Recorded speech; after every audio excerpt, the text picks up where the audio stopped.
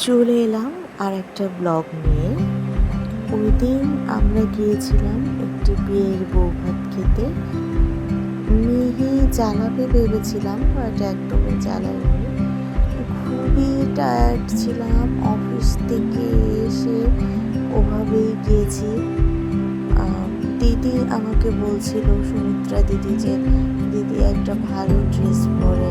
আমি বলছিলাম আসলে আমার এনার্জিই নেই।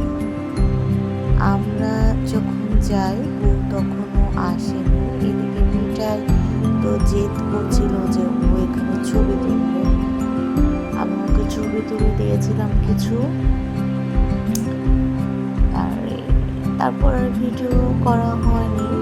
রাত্রে এই যে মেয়ে তো হাঁটা শিখে, ওকে থামানোই যাচ্ছে না, হাঁটতেই আছে হাঁটতেই আছে হাঁটতেই আছে।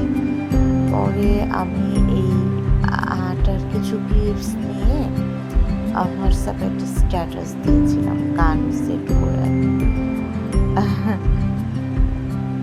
আর আসলে ভিডিও ওরকম করা হয় না, আমার খুবই ক্লান্ত লাগে, আমি খুবই ব্যস্ত থাকি।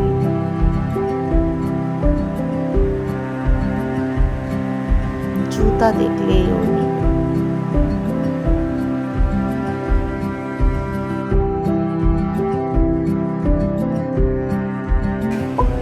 আর এই যে এখানে প্রস্তুতি চলছে 14 বাতি দেওয়ার। দুপুরে 14 শাকও রান্না করা হয়েছিল, যেহেতু কালী পূজা আগামীকাল। কালী পূজার আগের দিন 14 বাতি দেওয়া আর 14 শাক খাবার একটা রিচুয়াল আছে হিন্দুদের। তো আমি তো যেহেতু ভিডিও করছিলাম, আমাকে আসলে সেভাবে দেখা যাচ্ছে না। মাম্মি সব কিছু করেছিল, অ্যারেঞ্জ করেছিল।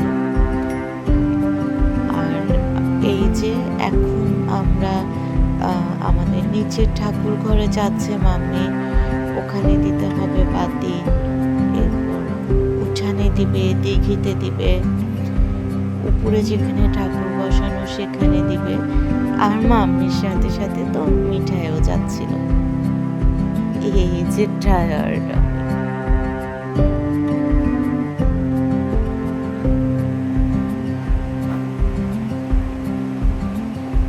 প্রথমে মাম্মি নিচের মন্দিরে গেল।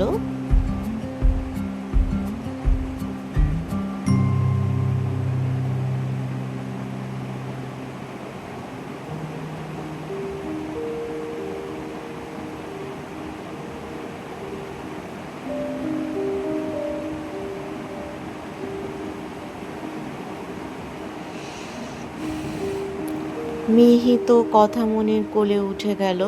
মিহি তো ছোটবেলা কারো কাছে যেত না, বাট এখন মোটামুটি সবার কাছে যায়। এটা একটা ভালো দিক। আমি চাই আমার বাচ্চারা সবার সাথে মিশুক। এটা হচ্ছে আমাদের বাড়ির উঠান। উঠানে তুলসী তলাতে মা প্রদীপ দিয়ে প্রণাম করলো।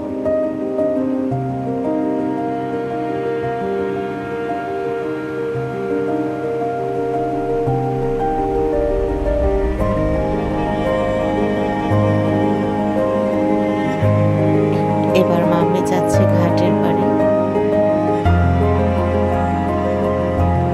আমি মিঠাইকে শক্ত করে ধরে রেখেছিলাম। এই দিঘিতে আমি ছোটবেলায় পড়ে গিয়েছিলাম, আমার খুব ভয় লাগে। ঘাটের পাড়ে যেয়ে দেখি ওখানে শিবা দাঁড়িয়েছিল।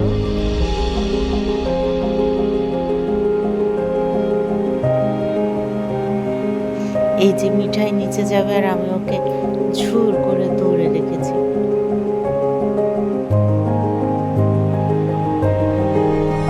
দূরে অনেক আলো দেখা যাচ্ছিল, ভালো লাগছিল। উপরে চলে এসেছি আমরা। মাম্মি ঘুরে ঘুরে একটি স্মৃতি জুড়ে দিয়েছে।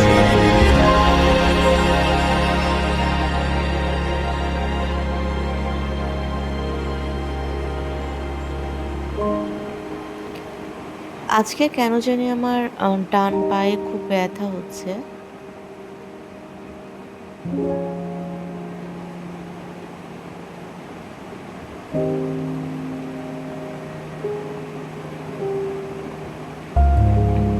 এই যে আমার মিঠাই সোনা রাত্রে ভালো করে খেলো না। আমি যখন খাবার নিয়ে গেলাম বলছে যে ঘুম ধরেছে, ঘুমিয়েও পড়েছে। মিহি ঘুমের আগে খুব জ্বালাচ্ছিল।